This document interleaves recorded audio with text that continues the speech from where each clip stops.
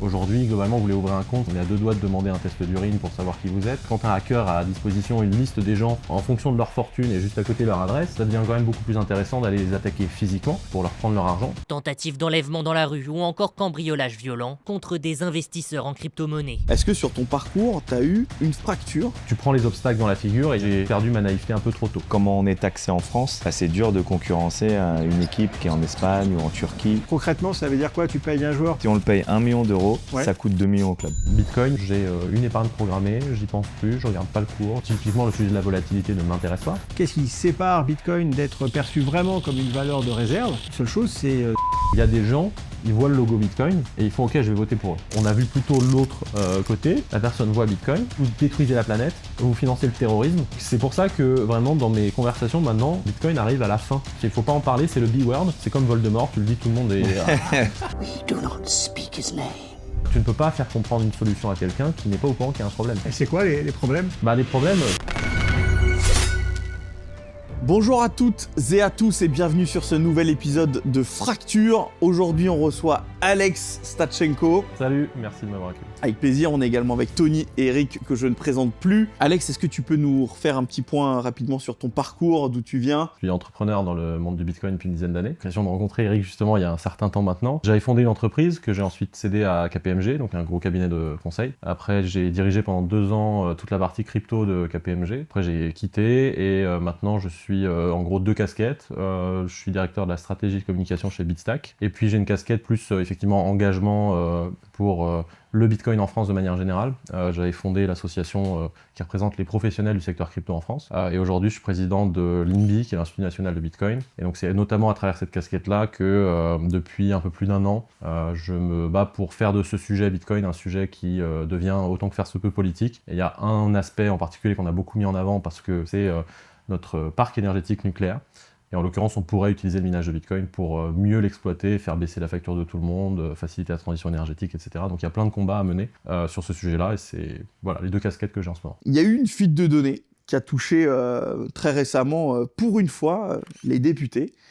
Et alors qu'on crie au scandale, à l'appel à l'aide depuis 1 an auprès des utilisateurs crypto dont les données ont été volées ou sorties sur Internet, là, quand ça touche les députés, ça saisit des institutions, des machins. Est-ce que tu peux revenir sur cet épisode, parce que tu t'es exprimé, et nous dire un petit peu ce que t'en penses et comment tu vois la chose? Ouais, alors c'est un sujet qui est effectivement hyper large. En gros, depuis...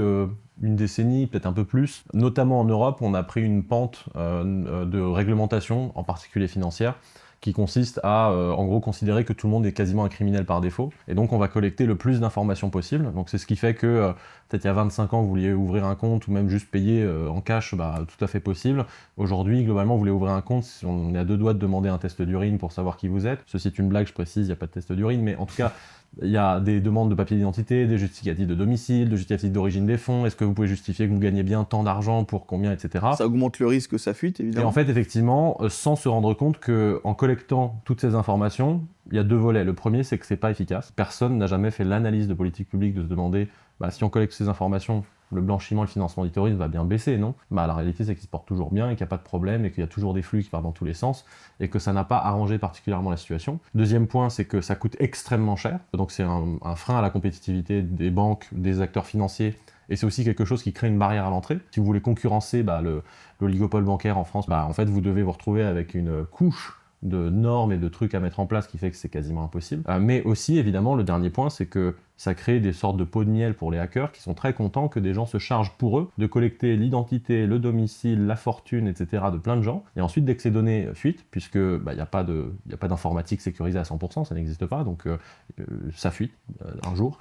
Quand ces données fuitent, ça crée des problèmes énormes pour la sécurité des gens. Alors pendant un temps, cette sécurité, c'était juste, entre guillemets, du social phishing, donc c'était on prend plein d'informations sur vous, et ça permet de vous appeler, de vous contacter, et de gagner votre confiance. C'est-à-dire que si j'ai votre numéro de sécu sécu, votre numéro d'IBAN, etc. Ça arrive très souvent, on se Ça fait arrive hyper appeler au souvent. téléphone. Et bah, en fait, la personne qui est contactée va baisser sa garde en disant bah, elle a tellement d'informations sur moi qu'en fait, ça doit bien être le service à qui je fais confiance. Et en fait, vous allez vous retrouver à faire un virement vers un endroit que vous ne vouliez pas, etc. Maintenant qu'on a passé une étape avec la crypto, la différence entre la crypto et le reste, c'est qu'on peut avoir de l'autodétention, donc on peut avoir des portefeuilles personnels. Et là, en fait, les régulateurs, les députés, notamment au niveau européen, n'ont pas voulu comprendre cette spécificité du monde crypto. Et donc, ils ont essayé, un peu comme un enfant, de mettre un rond dans un carré et de dire on va prendre la régulation financière normale et on va l'appliquer au monde crypto. Il y a même eu une eurodéputée qui avait voulu interdire. L'amendement proposé, c'était interdiction de la détention des portefeuilles personnels. Pour elle, c'était vraiment si vous voulez reprendre le contrôle sur vos actifs, si vous voulez prendre la responsabilité et la liberté sur votre vie,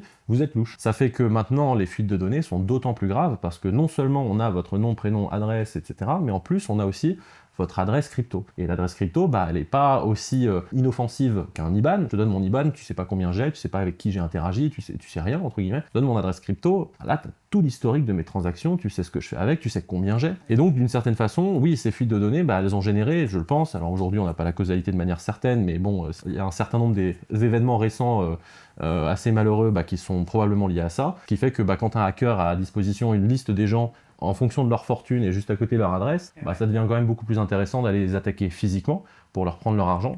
Et donc on constate maintenant, depuis 1 an, 2 ans, que ça se développe. Eric a été plus touché que moi par ça, mais quand je vois que on enchaîne les kidnappings, les rapts, les tortures, la mutilation, les trucs vraiment pas fun, et que à chaque fois on se plaint, on dit en fait là il faut arrêter cette collecte de données parce que ça met en danger les gens, et que la réponse qu'on a, c'est globalement, si vous n'avez rien à cacher, vous n'avez rien à craindre, et accessoirement, si vous voulez cacher quelque chose, vous êtes peut-être un criminel. Ensuite, on est passé à l'étape de, effectivement, on constate que quand leurs données sont publiques, par exemple, si on peut savoir qu'un magistrat a travaillé sur un cas en particulier, souvent, un cartel va peut-être aller le menacer parce qu'il n'est pas content qu'il ait condamné un membre du cartel. Donc, on va leur donner, eux, la confidentialité. Puis on a allongé la liste des métiers, sans se rendre compte que tout le monde a le droit à cette protection. Il n'y a pas de raison qu'il y ait quelqu'un qui décide que 10 métiers ont le droit à être protégés, puis les autres, on s'en fout. Et donc là, ce qui est drôle, je conclus là-dessus, c'est que, drôle, évidemment, c'est que dès que cette fuite, mais en réalité pas une fuite, c'est quelqu'un qui a compilé des fuites existantes et qui a juste fait une liste des informations disponibles sur les parlementaires, dès qu'elle a été publique, alors là, c'était attention.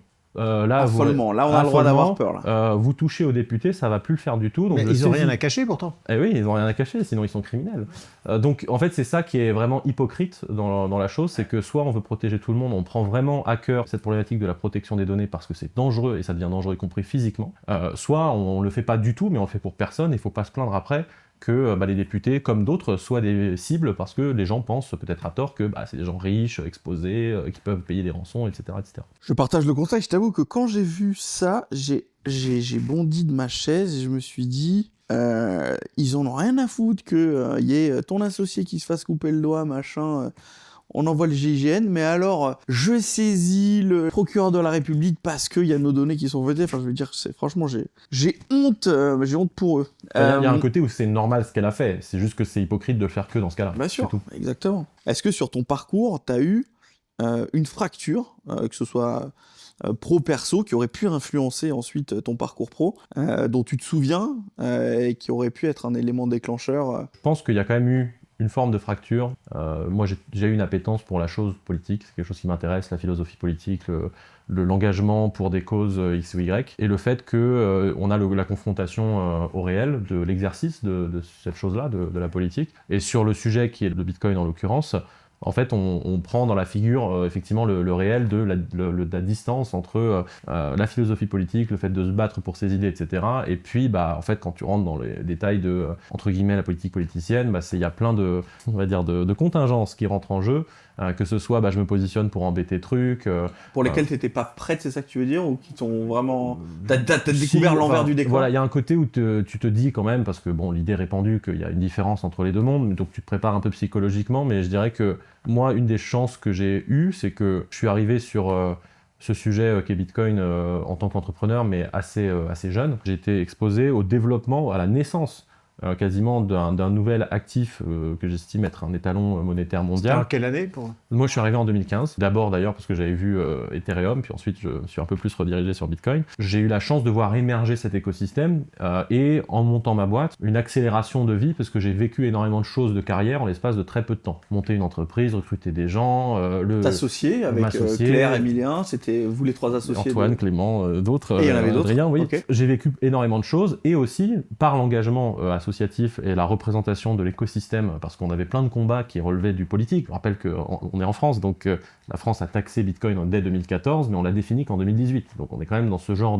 d'état d'esprit. Notre spécialité. Notre spécialité, donc il fallait quand même aller se battre pour dire, voilà ce que nous on propose, l'environnement réglementaire, l'environnement fiscal, comptable, etc. Il y avait plein de choses. Et en fait, j'ai vu énormément de choses. Et ça, je pense que normalement, à mon âge, c'est pas le genre de choses auxquelles on est confronté en début de carrière. Donc moi, je suis très content d'avoir pu le voir hyper vite. Mais du coup, tu vois en même temps, peut-être à un âge où t'es pas censé le voir, l'envers du décor. Et donc l'envers de pourquoi certaines décisions sont prises. Je raconte souvent un épisode de comment, entre guillemets, la réglementation française sur les cryptos a été conçue. C'est que les banques ne respectaient pas vraiment la loi, notamment sur l'ouverture des comptes bancaires, puisque on a cette problématique en France que pour faire une entreprise, il faut un compte bancaire.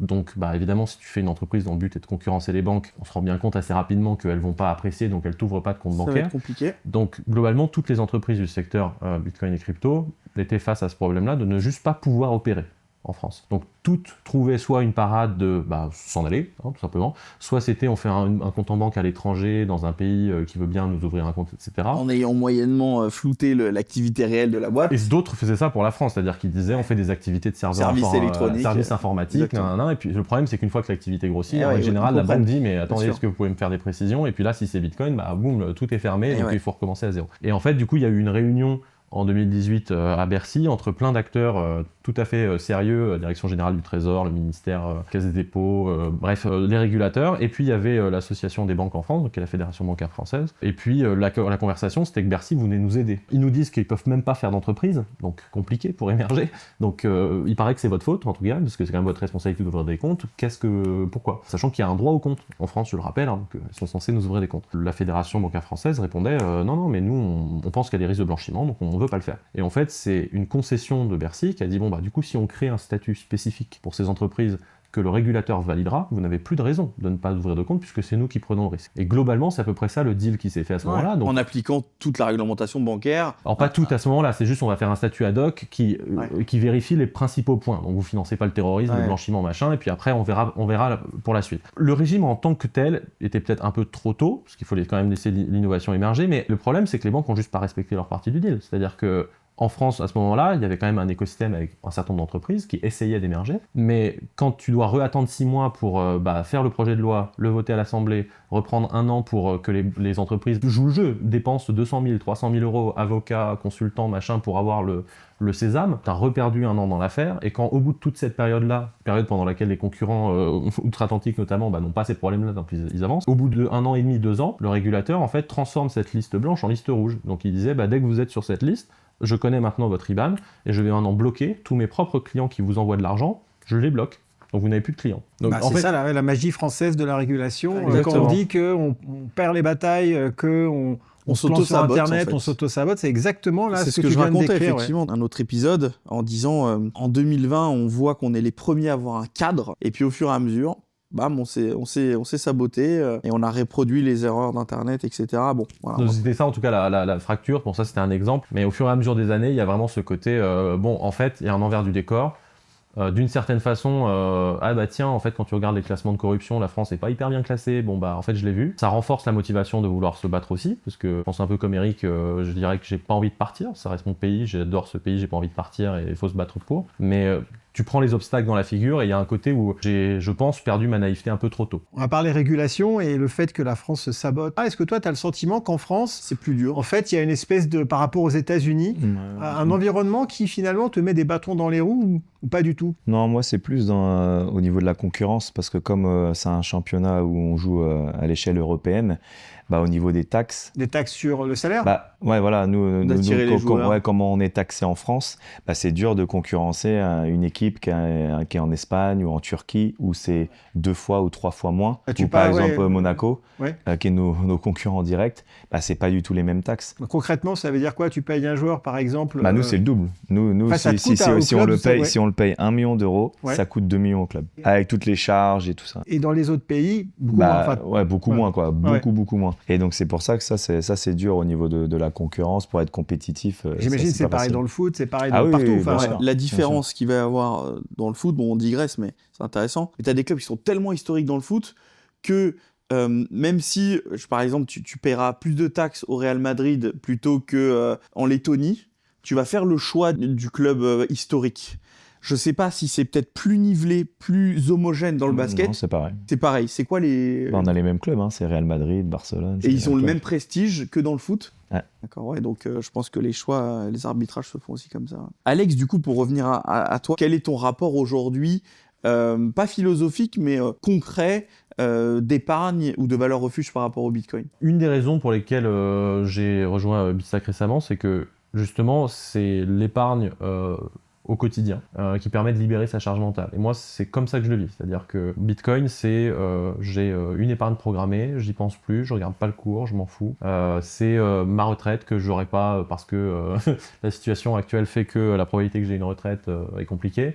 Donc c'est plutôt une façon de préserver du pouvoir d'achat, de ne pas me forcer à consommer des choses dont j'ai pas envie aujourd'hui, mais que si je le mettais sur un compte, on me dirait écoute, si tu consommes pas, tu perds 2% par an, 3% par an, 4% par an. Donc je le vois vraiment comme un truc. À cause de l'inflation. Je le vois vraiment comme quelque chose qui justement alors c'est contre-intuitif, je pense que Eric c'est pareil, c'est qui me donne de la sérénité. C'est ton safety net, quoi. Aujourd'hui, c'est en gros quand je touche un salaire, c'est tout ce que je dépense pas par en Bitcoin. Si j'en ai pas besoin. Et ça, t'es assidu vraiment sur ce DCA, oui. du coup, ce DCA de non, vie. c'est de toute façon tu fais même que du Bitcoin ? Ouais, dans ce que j'ai pas que du Bitcoin, mais ça fait des années et des années que maintenant je ne renforce que le Bitcoin. J'ai un DCA Bitcoin et j'y touche plus. Enfin, j'y touche si jamais j'ai des changements de revenus, puisque j'adapte la discipline financière vis-à-vis du revenu que je peux avoir. Mais donc je mets de côté cette chose-là qui me servira à financer mes objectifs de vie. J'ai ma conviction. Il y a un côté où je ne sais pas quand, 1 million, 100 millions, je m'en fous. Ce que je sais, c'est que ça va vers là. Typiquement, le sujet de la volatilité ne m'intéresse pas. Ça ne rentre pas en compte, en fait, dans ma décision personnelle. Donc le fait que le prix monte et descende... Voilà, mais t'es au-delà de la semaine, t'es même en année. Ah oui, je suis en année. L'exemple de la semaine, mais bon, tu vois plus loin que ça. Oui, je parlais de la retraite tout à l'heure, c'est-à-dire que c'est pour ça que je dis c'est son safety net, c'est son plan B, quoi. Voilà, c'est ça. Ouais. Pour l'instant, je ne réfléchis qu'avec une seule enveloppe, c'est-à-dire du coup, je recharge en Bitcoin et c'est tout le temps ça. Mais dans la réalité, cette enveloppe, elle aura plusieurs usages, je le suppose, dans les prochaines décennies. Il y en a un, c'est ce que je vais garder pour la retraite. Il y en a un, c'est peut-être j'aurais envie d'acheter un appartement un jour. Projet de vie. Voilà, exactement. Mais ça prendra, pour l'instant, j'ai pas fait cette discipline de distinguer 3 coffres différents. Voilà, mais je verrai au moment. Mais oui, c'est comme ça que je l'approche en tout cas. D'un point de vue pratico-pratique, parce que après, philosophiquement, bien sûr. le fait de m'acheter ma sérénité me permet justement de me focaliser sur qu'est-ce que ça veut dire pour le monde Bitcoin en fait. C'est quoi les enjeux, qu'est-ce que ça change. Moi, c'est ça que j'aime faire, réfléchir aux enjeux géopolitiques, environnementaux. Parfois, j'ai des amis qui me disent « Ah, en ce moment, ça vaut combien ?» J'en ai aucune idée. Ça me libère le temps de cerveau pour penser plus Bitcoin dans le monde, ça sert à quoi. Je vois Tony qui t'écoute avec attention. Et du coup, ma question pour Tony, c'était, tu vois, depuis ta rencontre avec Bitcoin, tu vois ces profils qui sont effectivement dans Bitcoin depuis des années, voire des dizaines d'années. Est-ce que tu arrives à concevoir, parce que je pense que c'est la question que beaucoup de nos spectateurs se posent, c'est concevoir que les gens ne se disent plus combien d'euros valent mes Bitcoins, mais combien de Bitcoins valent mes euros.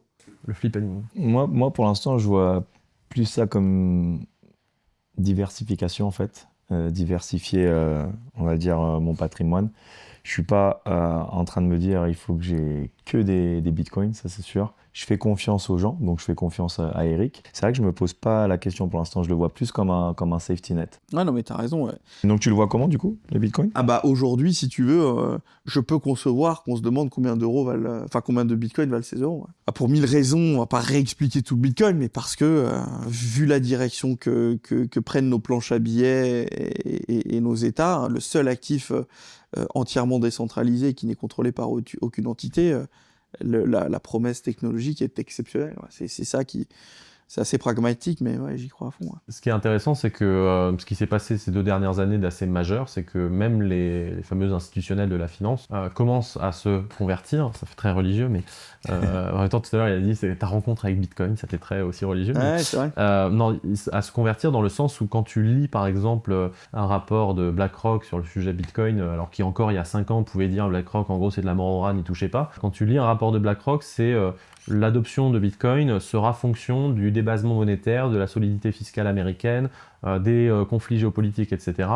Et ça ne rentre pas dans le schéma d'analyse risqué par risqué. En fait, ils font leur analyse donc de gestionnaire d'actifs et ils disent ça ne coche pas les cases des actifs risqués en réalité. Les actifs risqués, normalement, quand il y a des conflits, des risques, etc., ils s'effondrent. Et là, en fait, on constate que pas toujours c'est décorrélé de la bourse, puis c'est recorrélé, puis ça va avec l'or, puis c'est redécorrélé. Ce qui est vraiment intéressant, c'est que sur ces dernières années, on a changé de dimension parce que pendant très longtemps, il y avait un côté quasiment illuminé dans les gens qui parlaient de Bitcoin. On nous traitait comme, en gros, vous avez vu la lumière, mais vous êtes un peu bizarre, restez dans votre coin.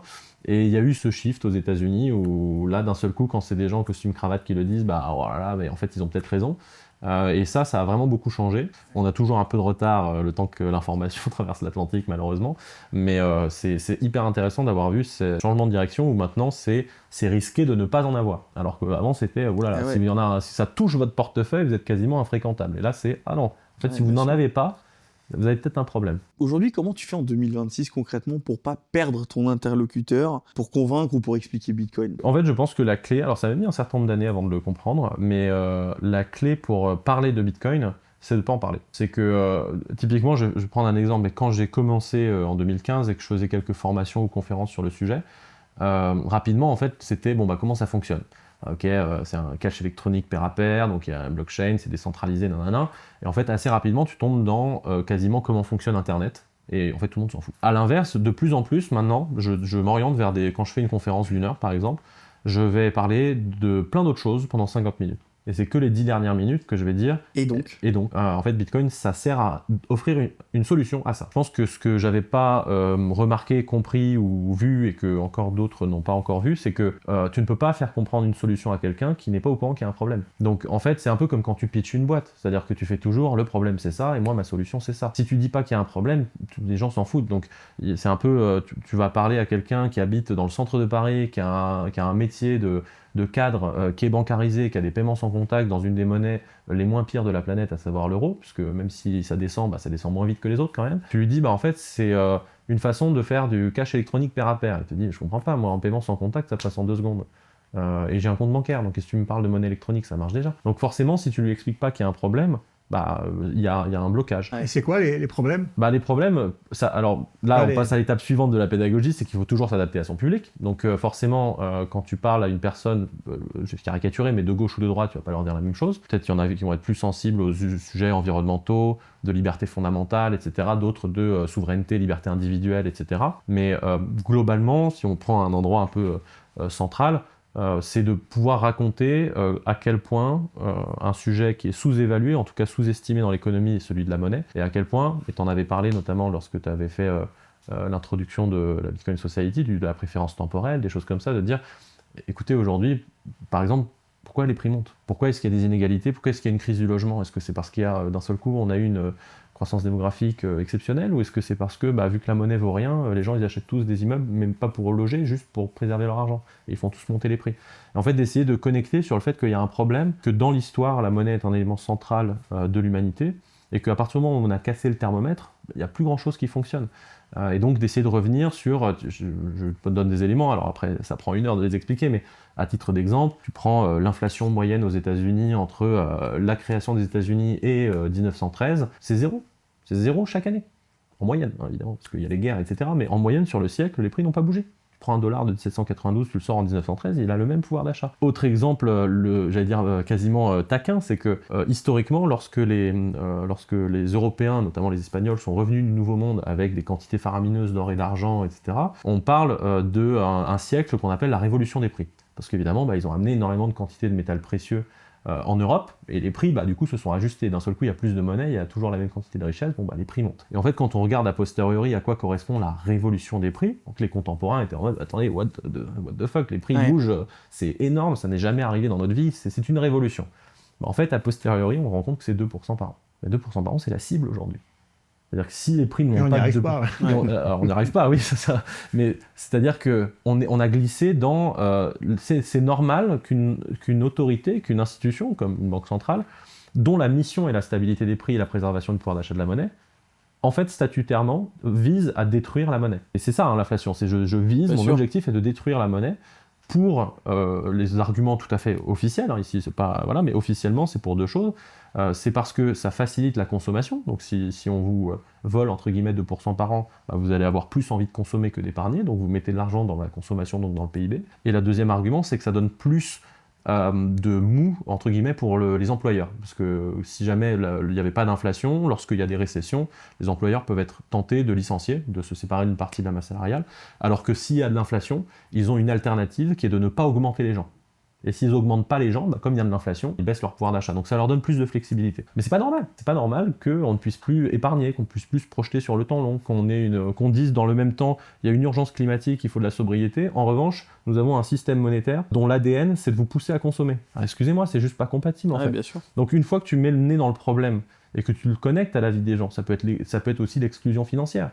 Savais-tu que, on parlait de la réglementation financière tout à l'heure, tu peux avoir par exemple le droit d'asile en Europe, tu viens du Kazakhstan, tu as le droit d'asile en Europe, sauf que comme tu viens du Kazakhstan, la réglementation financière va te considérer comme risqué, donc tu n'as pas le droit d'ouvrir un compte bancaire. Alors c'est bien, donc en fait tu as le droit d'asile, mais tu n'as pas de compte bancaire, et donc sans compte bancaire, tu n'as pas de logement, tu n'as pas de travail. C'est formidable ça, non ? Oui. Donc en fait, ça dépend, tu vois, si tu parles aux différentes personnes, la monnaie étant un truc tellement structurel dans toutes nos vies qu'il faut juste essayer de montrer aux gens des conséquences directes dans leur quotidien de ce à quoi ça ressemble un problème monétaire. Et une fois que tu as dit ça, que tu as mis le nez dans le fait que c'est problématique, tu peux dire, et donc par exemple, pour éviter la centralisation financière, le fait que sans bancarisation, on ne peut plus vivre, le fait qu'il y a l'inflation qui détruit votre pouvoir d'achat, le fait que la vie privée en ligne, c'est devenu compliqué. Expliquer des notions simples. Et en fait, il y a une solution qui a été proposée en 2009 et il se trouve que ça fonctionne, ça s'appelle Bitcoin. En l'état actuel des choses, et je l'ai remarqué parce que j'étais candidat aux législatives. Mais j'allais te poser la question. Alors attends, tu t'es engagé pour la première fois donc politiquement lors des dernières élections législatives. Ça a été quoi le bilan personnel de cette aventure ? Bon, j'imagine que c'est très difficile quand tu rejoins pas de parti, donc c'est le choix que vous avez fait. Avec ta colistière que j'ai rencontrée il y a très peu de temps d'ailleurs. Aurore Galvez. Ouais, ça a été quoi un peu le bilan ? Et surtout, qu'est-ce que tu proposais ? Enfin, qu'est-ce que tu voulais ? Tu vois, c'était quoi ton objectif pour... Ce que je voulais, en fait, c'est plus une coïncidence. C'est-à-dire que j'avais pas prévu de me présenter. De toute façon, il n'y avait pas des législatives. Les prochaines, c'est dans quelques années. Mais ce qui s'est passé, c'est que je quittais mon précédent emploi et que, concomitamment, il y a eu 3 députés qui ont perdu leur mandat. Parce que la justice leur a enlevé leur mandat, là en juillet 2025, et dont un dont j'ai vu que c'était à Paris. Moi j'habite à Paris. Donc j'ai fait. Donc là, en gros, on est en train de me dire qu'il va y avoir une campagne législative qui va s'ouvrir à côté de chez moi. Bon en vrai, let's go quoi. En fait, j'essaye. Enfin, vraiment, c'était ça quoi. C'était pas. Tout le monde n'aurait pas réfléchi comme ça. Ouais. C'était plus, j'avais une opportunité. Alors, ce qui a rajouté j'allais dire des clous sur le cercueil, ça vous donne une idée de voilà. Mais ce qui a rajouté des choses dans la balance, c'est que il y a eu en même temps donc le fait que notamment l'an dernier, j'ai énormément œuvré pour que le Bitcoin devienne un sujet politique. Donc, il y a eu plusieurs personnalités politiques qui se sont positionnées. Ouais. Et en fait, je voulais profiter du trou de souris de cette élection pour en fait faire parler de Bitcoin et faire en sorte que plus de gens d'un point de vue politique se positionnent dessus, parce que on était arrivé à un point en milieu d'année où les médias commençaient à lancer la narrative Bitcoin c'est d'extrême droite, regardez qui s'est positionné, regardez c'est un truc de facho. Et en fait, comme c'est pas vrai, c'est plutôt un truc libéral en réalité Bitcoin, je voulais que d'autres gens politiques se positionnent pour essayer de couper, de tuer dans l'œuf entre guillemets cette narrative médiatique qui était en train d'être disséminée. Et donc quand j'ai vu que ça allait être entre guillemets choc des titans, la circonscription en question, parce qu'il allait y avoir Rachida Dati qui était ministre, il y avait Michel Barnier qui était ancien Premier ministre, il y avait Frédéric Benin qui avait été ministre aussi, donc en fait ça allait être un conflit de ministres quoi, globalement, donc j'avais honnêtement pas beaucoup de chance de gagner évidemment, mais il y avait en fait s'ils sont tous à 30% dans les sondages, si moi je mets un sujet sur la table, à un moment donné ils vont peut-être devoir en parler pour essayer de gagner le pourcent ou le pourcent et demi qui va les faire passer. Donc allons-y, et puis je vais parler de Bitcoin. Et il y a eu en août en plus, la dernière chose, c'est qu'il y a eu la fameuse affaire Exaion, donc EDF qui est en train de vendre une de ses filiales à un mineur de Bitcoin américain. Et donc je me suis dit, ok, c'est l'occasion. Oui, qui pose une nouvelle problématique de souveraineté industrielle. Donc je vais pouvoir parler de choses simples, je vais y aller sans avoir la prétention de proposer un programme et une philosophie politique, parce que j'estime qu'en réalité c'est le libéralisme. Bon, il n'y a pas de candidat libéral en France, mais c'est un autre débat. Mais je vais juste donner mes thèmes de combat pour faire parler de ces sujets-là. Donc ils étaient autour de 3 piliers qui étaient les libertés fondamentales, le sujet de l'énergie et le sujet de la monnaie. En fait, c'est juste avec ça que j'y suis allé, en me disant de toute façon la campagne va durer 3 semaines, 1 mois, et puis on va voir, et puis de toute façon je vais apprendre en fait. De pire des cas, j'apprends des trucs, donc ça va être cool. Donc c'est ce qui s'est passé, et j'ai appris énormément de choses effectivement sur comment ça se passe une élection. Tu vas à la préfecture, tu étais validé comme candidat, ensuite il y a une commission de propagande qui te dit ce que tu as le droit de mettre ou pas sur tes tracts, ce genre de choses, donc t'es pas au courant quoi. Et puis après tu fais la campagne, et tu fais l'exercice de aller sur les marchés, tracter, discuter avec les gens. Et une des choses sur lesquelles on avait une discussion notamment avec Aurore qui avait déjà fait l'aventure puisqu'elle s'était présentée aux législatives précédentes en Isère, c'était est-ce qu'on met Bitcoin sur l'affiche en fait. Elle, quand elle l'avait fait, elle avait décidé d'aller radicalement dans cette direction, c'est-à-dire on met Bitcoin, on met même pas nos têtes, parce qu'en fait les gens votent pour le projet Bitcoin. Moi j'ai une approche plutôt de c'est législative, les gens votent pour des gens, donc en fait je vais le mettre, mais il faut quand même mettre nos têtes dans le programme, etc., etc. Et en fait on s'est rendu compte que c'était vraiment qui tout double, c'est-à-dire qu'il y a des gens, ils voient le logo Bitcoin et ils font ok je vais voter pour eux, genre point, ils n'ont pas besoin de lire le reste, c'est terminé. Ouais, mais à Paris, culotté hein. Oui, mais le problème c'est qu'effectivement quand ensuite on est allé tracter sur les marchés, on a vu plutôt l'autre côté qui est beaucoup plus répandu malheureusement, à savoir que le logo Bitcoin soit dans le meilleur des cas arrêter la conversation, dans le pire des cas on a eu des gens qui sont partis en cacahuète. Complètement, c'est-à-dire vraiment tu arrives sur un marché, bonjour monsieur, est-ce qu'on peut discuter, la personne voit Bitcoin, en l'espace de 20 secondes c'est vous travaillez pour l'étranger, vous détruisez la planète, vous financez le terrorisme, comment osez-vous vous pointer sur un marché, me parler de ça. Et ensuite il était sur la slide d'après, c'est qu'il s'est écarté en disant je vais aller tout de suite porter plainte, j'appelle la police. Ça vraiment ouais.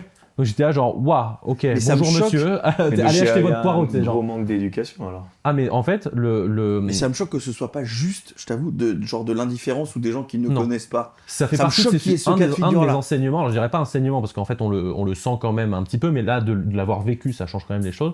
C'est que ça fait partie de ces sujets sur lesquels personne n'est indifférent. Tout le monde a un avis. Mais tout le monde a entendu parler de Bitcoin. Entendu parler, maintenant c'est quasiment 90% de la population. Okay. Oui, oui, je pense. Après que les gens réagissent de manière aussi épidermique, j'aurais pas pensé. C'est épidermique. En gros, il y a les quelques jeunes qui passent sur le marché, ils passent, ils regardent, ils font ah ok, genre courage, merci, au revoir. Il y a un certain nombre de personnes âgées, c'est celles avec lesquelles on avait une meilleure conversation. Oui. Personnes âgées. Parce qu'ils sont curieux. Ils sont curieux, peut-être parce qu'eux aussi sont retraités, donc ils ont le temps de le faire. Je sais pas, mais en tout cas on avait des conversations intéressantes. Et puis il y avait entre guillemets le middle age, enfin genre en gros 35, 40, 50. C'était épidermique. Mais épidermique, c'était effectivement je vais porter plainte, qu'est-ce que vous foutez là, c'est criminel, etc. Et en fait, du coup, j'ai fait un marché. Le deuxième, j'avais déjà plus beaucoup d'énergie parce que je disais, mais en fait, là, juste, j'ai autre chose à faire de ma vie que de me faire insulter. Vraiment, c'est pas fun, quoi. Donc j'en ai fait un deuxième, puis j'ai arrêté, quoi, parce que c'est pas possible. Et c'était quoi le résultat de l'élection ? J'ai perdu. Non, mais en termes de chiffres, ouais. En termes de chiffres, j'ai fait 0,2 ou 3, quelque chose. Enfin, bon, c'est pas significatif, quoi, mais. T'en as tiré une bonne. J'en ai tiré plein d'enseignements à titre perso. Et tu referais plus jamais faire de politique. Alors je le referai pas au sens court terme. En gros, suppose il y a une dissolution demain, non. J'ai jamais exclu de ma vie en général le fait de pouvoir le faire, parce que comme je l'ai dit, moi j'aime cette chose-là, la chose politique. Maintenant, bon, c'est pas l'an prochain. Mais en revanche, il peut y avoir un sujet si jamais on arrive à fédérer un certain nombre de bitcoiners qui veulent bien faire une forme d'opération ou suppose aux prochaines législatives ou celles d'après ou j'en sais rien, si on est 50 ou 100 à se présenter dans différentes circonscriptions. Ou 50 en 100 sur le même marché, là, les gens ils vont peut-être moins oser ouvrir leur gueule. Alors, faut y aller avec des mains. Non, mais en gros, voilà, si on est plus, on peut porter un message dans les médias sur le fait que, en gros, c'est pas un mec chelou tout seul, c'est plusieurs personnes partout en France, il y a un mouvement derrière, que veulent ces gens, ces marginaux, voilà, générer un débat. Ce que j'ai pas réussi à faire sur cette élection, pour plein de raisons, donc en fait, les gens sont quand même assez épidermiques. Ce qui confirme, entre guillemets, mon postulat que j'ai donné juste avant, c'est qu'en réalité, ceux qui étaient le moins fermés, c'est ceux qui n'ont pas compris qu'on parlait de Bitcoin jusqu'à la fin de la conversation. Et en fait, si tu vois, je te dis, ouais, la liberté, t'aimes ça, j'adore la liberté, les responsabilités, vous pensez qu'il y a trop d'États, oui, machin. Enfin, pas tout le monde, mais la plupart, en fait, sont un peu en mode, c'est vrai qu'il y a peut-être trop de normes dans ma vie, j'aimerais faire ça, machin. Les agriculteurs, les normes, les consultants, les normes, les machins, les commerçants, les normes. En fait, tout le monde, globalement, un problème avec les normes. L'énergie, oui, c'est important, la transition énergétique, vous les stabiliser. En fait, tout le monde est d'accord. Et ensuite, t'arrives sur, mais nous, on parle de Bitcoin. Et en fait, le problème, c'est que la personne, quand elle a dit oui à toute la conversation, elle se sent un peu plus bizarre de dire, ah non, mais en revanche, la solution, je n'en veux pas. Donc, c'est pour ça que, vraiment, dans mes conversations, maintenant, Bitcoin arrive à la fin. Il faut pas en parler, c'est le B-word. C'est le truc, voilà, c'est comme Voldemort, tu le dis, tout le monde est... donc, tu n'en parles pas. Donc ça, c'est un enseignement. Et une des autres raisons pour lesquelles ça n'a pas eu le succès escompté, c'est que, en fait, par arrangements divers et variés, notamment Rachida Dati en fait s'est retirée et donc elle a eu l'investiture à la mairie de Paris et donc du coup en fait l'élection est passée en l'espace de un jour de popcorn pour les médias combat des titans à en fait c'est joué d'avance, il y aura même pas de deuxième tour donc en fait il y a quasiment zéro couverture médiatique. Bon, on compte sur toi Nathan pour les prochaines. Ah bon, alors là tu peux compter. Hein. De toute façon, faut mieux pas. Moi je suis catégorisé dans non recevable. Exactement, je pense qu'il passera pas le ministère des propagandes. Plus sérieusement, comment tu te positionnes toi ? C'est quoi ton avis vis-à-vis de ça quand on nous dit qu'on est en train de violer les libertés les plus fondamentales ? En tout cas que les Américains nous le disent, les Pavel Durov, CEO de Telegram, Elon Musk, français, etc. Hein. Comment ? Il est français, Pavel Durov. Il est français maintenant, t'as raison. Alors j'ai une approche philosophique générale. Et après, il y a un certain nombre de dossiers où j'estime que j'ai pas les éléments, donc j'en sais rien. Mais d'un point de vue très général, j'ai plutôt une posture qu'on pourrait qualifier de libérale classique. Donc en gros, je ne rejette pas le rôle de l'État. Pour certains sujets, je vais même jusqu'à dire qu'il y a peut-être des monopoles naturels. Même un Hayek, qui est par certains considéré comme le pire des libertariens, ce qui n'est pas tout à fait le cas, parlait de monopole naturel sur l'énergie, les transports, les infrastructures, etc. Et donc j'adopte un principe de proportionnalité. C'est-à-dire qu'il y a des libertés fondamentales qu'il faut préserver. Dans la théorie, elles sont censées être au nombre de 4, sûreté, propriété, liberté, résistance à l'oppression. Mais en fait, c'est pas là, le monde pratique n'est jamais parfait. Et donc, tu ne peux jamais exclure qu'il va falloir rogner sur une liberté pour en protéger une autre. Typiquement, un exemple souvent donné, c'est l'alcool est interdit au volant. Est-ce que c'est proportionné ? On estime que le droit à la vie est important, que si en restreignant de façon assez faible une liberté, qui est celle de consommer de l'alcool, mais dans un cas précis, donc pas tout le temps, mais genre juste au volant, en fait, si en le faisant, on sauve 200, 300, 500, 1000 personnes par an, en fait, on a gagné plus sur le front de la première liberté que sur le front de la deuxième. Donc en fait, c'est proportionné, allons-y. Tant que, évidemment, le fondamental est respecté, à savoir que les gens qui décident ça sont élus, représentatifs, Ça, c'est le cadre général dans lequel je me pose, c'est que je ne m'oppose pas par principe à quelque rognement sur une liberté que ce soit, du moment que c'est proportionné et que je sais pourquoi c'est fait et que c'est fait de façon mesurée et que si ça marche pas, on revient sur cette décision. Donc pour faire l'exemple que je donnais tout à l'heure sur la réglementation financière, on peut très bien dire qu'on a envie de réduire le financement du terrorisme parce qu'il a un impact sur la société, et que pour le faire, on va vous demander votre carte d'identité pour vous inscrire à un endroit, et que si ça réduit le terrorisme, peut-être qu'on accepte cette perte de liberté sur Le fait est que c'est pas le cas. Le fait est que, en tout cas, l'analyse n'est pas faite, donc en fait, on n'en sait rien. Mais donc ça, pour le coup, c'est plus gênant. C'est-à-dire de dire, on va prendre ton passeport, mais en fait, on va aussi prendre ton justificatif de domicile, mais en fait, on va aussi prendre ton justificatif d'origine des fonds, puis en fait, on va aussi prendre ton compte bancaire, puis on va aussi prendre machin, et qu'à aucun moment du processus, on se demande, mais pourquoi on le fait ? Qu'est-ce qu'on a perdu dans l'affaire ? Donc la vie privée notamment, qui est assez fondamentale, et on ne fait jamais l'évaluation, c'est ça qui est problématique. Donc sur les cas de la liberté d'expression en ligne, c'est pareil, il y a une approche française versus américaine, culturelle. Aux États-Unis, c'est effectivement free speech, constitution américaine, etc. En France, il y a des limitations, diffamation, atteinte à l'honneur, etc. Moi, je fais plutôt partie de ceux qui pensent que faire un appel à la haine, ou en tout cas pas à la haine, parce que la haine c'est très difficile à décrire, mais si je vais sur les réseaux sociaux pour dire il faut tuer Nathan, bof, tu vois. Genre le fait que ce soit interdit me choque pas beaucoup. En revanche, là où ça commence à devenir border, c'est qu'effectivement, quand tu rentres dans des concepts qui sont très flous à définir, la haine, l'incitation, le machin, là tu commences à glisser, à dire, mais en fait, qui définit ce que c'est la haine ? Est-ce que si je suis critique de ce que tu as fait dans ta vie, c'est de la haine ? C'est de la haine ? Ça va commencer à devenir difficile si c'est ça. Et là, l'approche libérale classique, c'est de dire, non, même les mensonges doivent pouvoir exister parce qu'ils renforcent d'ailleurs la vérité de pouvoir exprimer des opinions comme ça. Donc sur plein de sujets, je suis pas expert de ce qui sort, donc parfois il y a des éléments pour et des éléments contre. Je constate qu'on va quand même dans une direction générale, mais je n'en mettrai pas la faute à 100% sur les États. les plateformes privées contribuent aussi à orienter le discours ou à restreindre. Donc on voit que dans le monde numérique de manière générale, il y a un combat, les États veulent reprendre leurs prérogatives, essayer d'imposer, parce que c'est la tendance naturelle des États que d'être boulimique et de vouloir en gros dire aux gens ce qu'il faut dire. Mais ça fait des centaines d'années que c'est le cas, donc il faut être vigilant. Mais on a aussi ce fameux capitalisme de surveillance avec des entités qui, quand elles prennent le contrôle de l'agora publique, en fait, vont commencer aussi à vouloir dire je veux orienter le discours à tel endroit. Donc c'est pas blanc, c'est pas noir. Je suis de façon générale inquiète parce que en fait, les deux essayent de prendre le contrôle sur le discours et de polisser ce que tu as le droit de dire, ce que tu n'as pas le droit de dire. Donc je pense qu'il y a quand même un sursaut libéral aussi ici qui doit être fait, c'est-à-dire je dois pouvoir dire des trucs, t'es pas d'accord, on doit pouvoir se choquer mutuellement aussi, parce que sinon c'est pas ça la liberté d'expression. Mais il faut pas non plus être je pense, naïf de penser que s'il y a zéro règle et zéro contrôle, ça, dans le principe de proportionnalité, est-ce que ça génère plus de problèmes que ça n'en règle? En vrai, je suis pas un expert des sujets de liberté d'expression, donc j'ai une opinion personnelle sur le sujet, mais elle est pas, je ne la considère pas informée à 100%. Le freedom of speech, ça fait partie quand même de la Constitution. Toi, culturellement, quand tu es arrivé, ça t'a un peu choqué ou tu n'as même pas vu En fait, moi, je vais parler dans sa globalité. Freedom of speech, c'est une impression que j'ai, on aimerait qu'il y ait freedom of speech, mais des fois, on a l'impression qu'on peut plus rien dire, en fait. Et c'est vrai que moi, personnellement, des fois, tu sais, quand tu fais des interviews, quand tu fais des trucs, il faut faire attention à ce que tu dis, parce que sinon, tu te fais attaquer direct par cette assoce ou cette assoce ou cette assoce. Et donc, c'est pour ça, freedom of speech, dans sa conception, je trouve que c'est bien sûr, tout le monde a le droit de dire ce qu'il veut. Mais dans la réalité, des fois, c'est pas vraiment la réalité, quoi. Ouais, tu vas tout de suite être jugé pour ce que tu as dit et tu auras un backlash et ça peut faire des histoires pas possibles juste pour un mot. Toi, regarde, même là, j'ai un exemple en tête, mais j'ai même pas envie d'en parler parce que j'ai peur qu'après, je vais me faire attaquer. Parce que je parlais même pas de ça en plus. C'était un truc complètement différent qu'on dit dans le sport, tu vois, pour motiver les gars, de ça. Et je me suis fait attaquer et ça. Et c'est pour ça que je vais même pas en parler. Ouais, parce que en fait, t'as dit quelque chose qui dans ta tête... à la fin, on sort en boîte, les gars, ça va être la folie. Ça n'a rien à voir, mais c'est pour ça que normalement, c'est ça. Normalement, tout le monde peut dire ce qu'il veut. Mais dans la réalité, c'est pas vraiment ça. Non, mais je suis assez d'accord. Donc, quelque part, on est tous d'accord. Oui, Après, les gens, ils vont être hypocrites. Ils vont dire, mais non, mais si. Dans la réalité, tu peux pas dire ce que tu veux.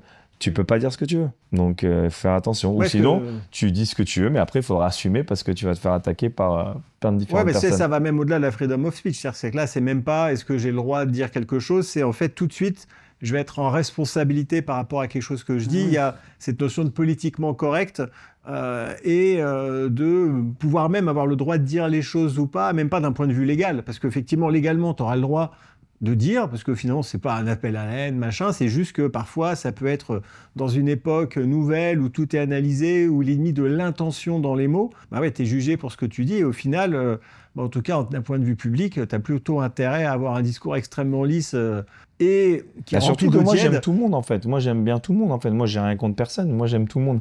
Et c'est pour ça, même quand tu dis un truc, tu te fais attaquer, j'ai fait, mais moi, j'ai rien contre vous. Moi, c'est pour ça que moi, maintenant, je me prends plus la tête avec les trucs comme ça. Donc, tu dis plus rien. Si, tu vas quand même dire des choses, mais plus par rapport à toi, tes valeurs à toi, et comment t'es, tout ça. Mais je vais pas aborder, comme aux États-Unis, on dit toujours quand t'es à table, il faut pas aborder religion, politique, il faut pas en parler, parce que ça se finit toujours en un bagarre. C'est un peu pareil maintenant en France aussi. Oui, en France, le repas de Noël, il y a tout le monde qui avec l'oncle bourré. C'est moi.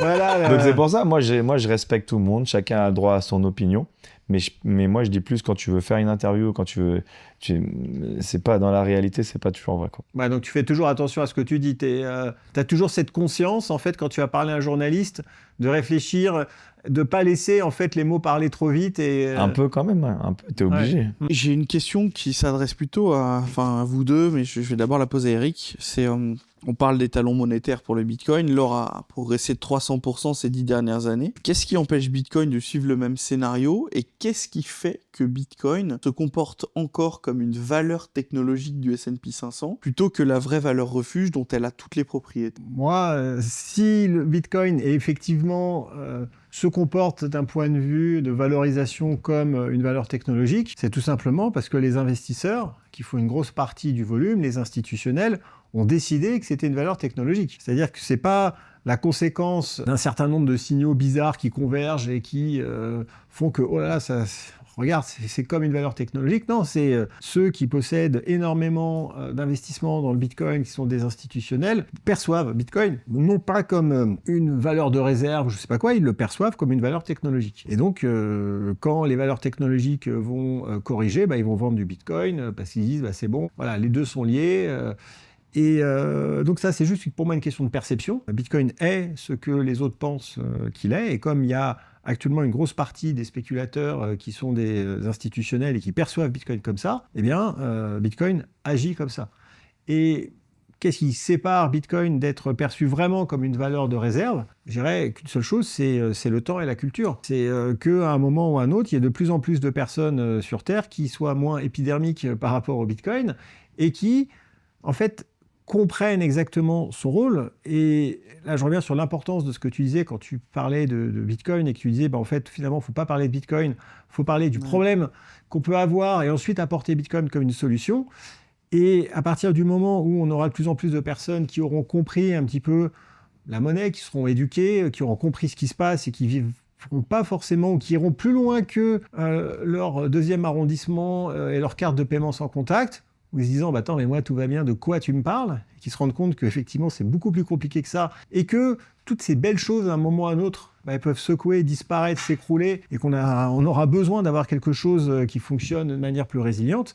Eh bien, là, tout le monde considérera, à partir du moment où tout le monde verra plus Bitcoin comme une valeur de réserve, ça le deviendra, c'est culturel. C'est un problème culturel pour moi. Alex, tu penses la même chose, c'est le temps fera son œuvre? Alors déjà, il y a deux choses à distinguer, le concept de valeur refuge et de réserve de valeur.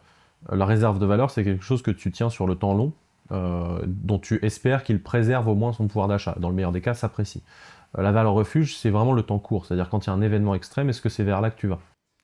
C'est deux choses différentes. Aujourd'hui, je pense que quand on dézoome, le côté réserve de valeur, il est quasiment plus débattu en fait. C'est-à-dire que oui, ça monte et c'est l'actif le plus performant des 15 dernières années.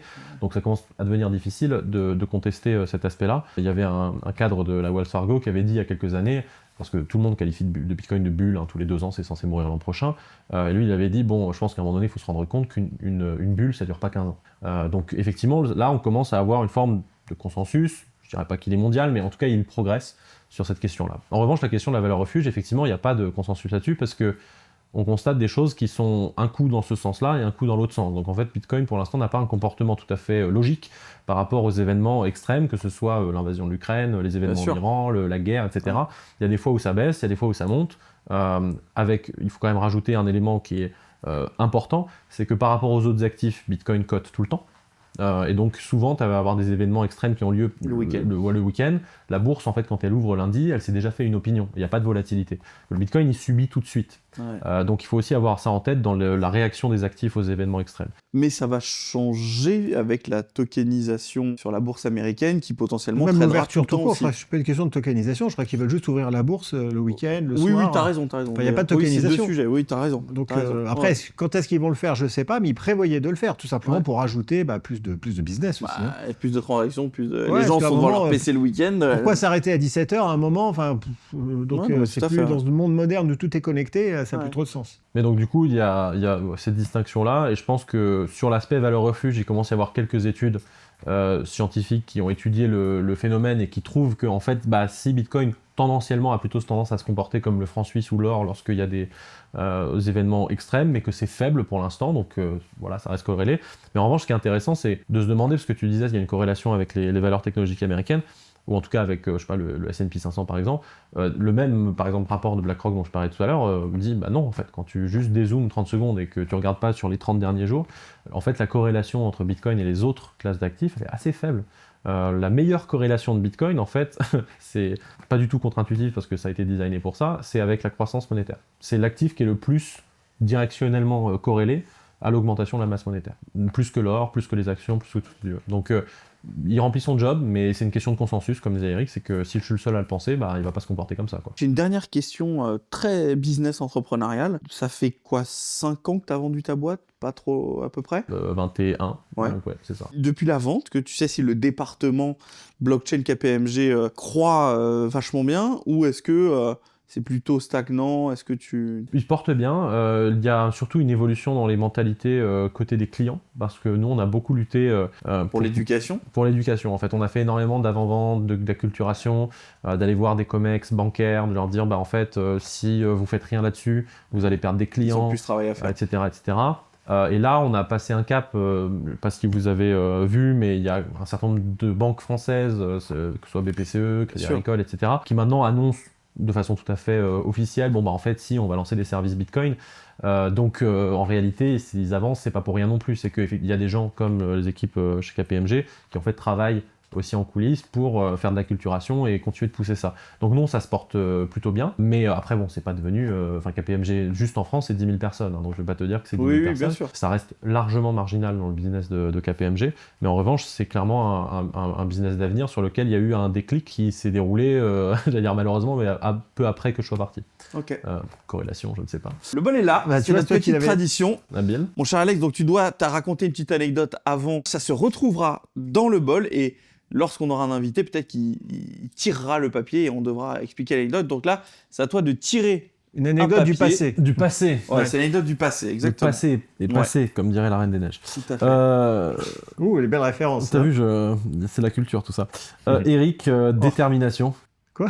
Voilà, Déterminé. En Non, mais alors, fait, Eric, Eric, il se rappelle il se plus ce qu'il a rappelle de écrit. rien. Il se Il rappelle a plus mis ce qu'il qu'il en a avait écrit. rien à foutre. Je pense qu'il a peut-être mis troisième vie, tu sais pas. Il a mis des trucs. Et donc là, Détermination. Parle-nous de détermination, Eric. Non, mais c'est une blague. me dis pas que t'as oublié. Non, mais me dis pas que t'as rien à dire. Mais je n'ai aucune idée de pourquoi. J'ai C'est rappelé- important la détermination dans la vie. Exactement, Voilà. bah merci. Ouais, la détermination, c'est important parce que moi, quand j'étais petit, je voulais réussir, donc j'étais déterminé, tu comprends. Qu'est-ce que j'ai bien voulu dire à part un truc aussi naze que ce que je viens de dire, tu vois. Non, ben je sais pas quoi dire sur la détermination. Voilà. Là, franchement, Ça, c'est quelqu'un de déterminé. Voilà, Ça. on termine aussi bien qu'on a commencé, je Exactement. crois. Voilà. Ce sera le mot de la fin. On terminera sur cette magnifique anecdote encore pleine de substance grâce à mon cher Eric. Je vous remercie à nouveau pour votre assiduité à notre émission et à notre podcast. Pensez à vous abonner et activer la cloche et on se retrouve très vite pour un prochain épisode. Ciao.